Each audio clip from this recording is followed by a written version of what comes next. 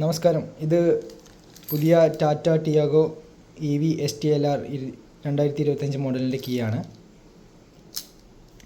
ഇതാണ് എൻ്റെ വണ്ടി. TO നമ്പർ പ്ലേറ്റ് അടക്കം ചേഞ്ച് ആയിട്ടില്ല.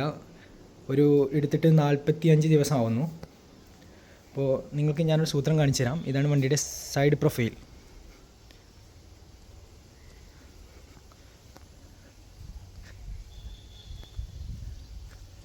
ഫ്രണ്ട് പ്രൊഫൈൽ ഇതാണ്.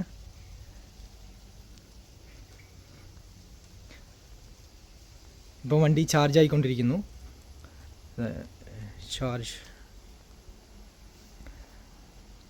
നമുക്ക് എത്രത്തോളം ചാർജായി എന്ന് നോക്കാം. ഞാൻ കണ്ടതാണ് എത്രത്തോളം ചാർജായി എന്നത്. അത് നിങ്ങളെ കൂടിയും കാണിക്കുക എന്നുള്ള ഉദ്ദേശത്താലാണ് ഈ വീഡിയോ എടുക്കുന്നത്. ഇതാ വണ്ടിയുടെ അൺലോക്ക് ചെയ്യുന്നു, ഡോർ തുറക്കുന്നു. ഇതാണ് വണ്ടി എത്രത്തോളം ചാർജായി എന്ന്. 100% ചാർജ് ആയിരിക്കുന്നു. എത്ര കിലോമീറ്റർ കിട്ടുന്നു എന്നത് പറഞ്ഞാൽ 205 കിലോമീറ്ററാണ് ഇപ്പോൾ എനിക്ക് കിട്ടുന്ന ചാർജ്. ഇത് ഞാൻ കാണിക്കുന്നത് പെട്രോൾ വണ്ടികളെയും ഡീസൽ വണ്ടികളെയും മാറ്റി നിർത്തി EVയിലേക്ക് കൺവേർട്ട് ചെയ്യുന്ന പുതിയ ജനറേഷന് ഇതിൻ്റെ നെഗറ്റീവ് വീഡിയോസ് അല്ലെങ്കിൽ ഇതിൻ്റെ പോരായ്മകൾ എന്തെല്ലാമെന്ന് അറിയില്ല. എല്ലാവരും അതിൻ്റെ പോസിറ്റീവ്സ് മാത്രമാണ് എടുത്ത് കാണിക്കുന്നത്. ഇന്നർ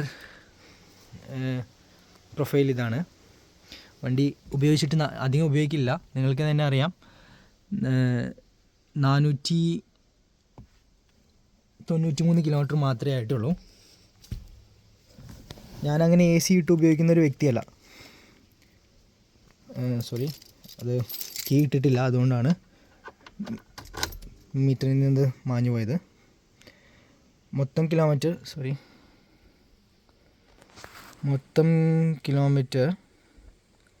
493. 100% ചാർജ് ആയിട്ടുണ്ട്. 205 കിലോമീറ്റർ നമുക്ക് കിട്ടുന്ന റേഞ്ചാണ്, അതാണ് ഇതിൽ കാണിക്കുന്നത്.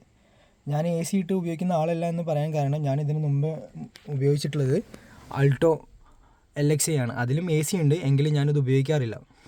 ഇപ്പോൾ ഒരു വണ്ടി എടുക്കാമെന്ന് വിചാരിച്ച് കൺവേർട്ട് ചെയ്തതാണ്. ഞാനൊരു വ്യക്തിയെ കുറ്റം ഇല്ലെങ്കിൽ ഒരു കമ്പനിയെ കുറ്റം പറയുകയല്ല, എങ്കിലും ഇതിലേക്ക് കൺവേർട്ട് ആവുന്ന ഓരോരുത്തരുടെയും ഒരു സംശയമാണ് എത്രത്തോളം EVക്ക് റിയൽ ലൈഫിൽ റേഞ്ച് കിട്ടുമെന്ന്.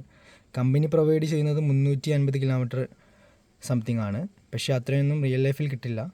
ഒരു 190 to 210 ആ ഒരു ലെവലിൽ പിടിച്ചാൽ മതി. അപ്പോൾ എല്ലാ കമ്പനീസും എല്ലാ യൂട്യൂബേഴ്സും എല്ലാവരും ഒന്നും പറയുന്നില്ല, മിക്ക ആൾക്കാരും നമ്മളുടെ പല കമ്പനിയെയും പ്രൊമോട്ട് ചെയ്ത് അവർക്ക് പൈസ വാങ്ങാൻ വേണ്ടി മാത്രമാണ് അതിൻ്റെ ആഡ് ഇടുന്നത്. പക്ഷേ റിയൽ ലൈഫിൽ അത് യൂസേഴ്സിനോട് കൂടിയും അതിൻ്റെ എല്ലാ പോരായ്മകളും നല്ലതും ചോദിച്ച് മനസ്സിലാക്കി EV എടുക്കാൻ ഉദ്ദേശിക്കുക.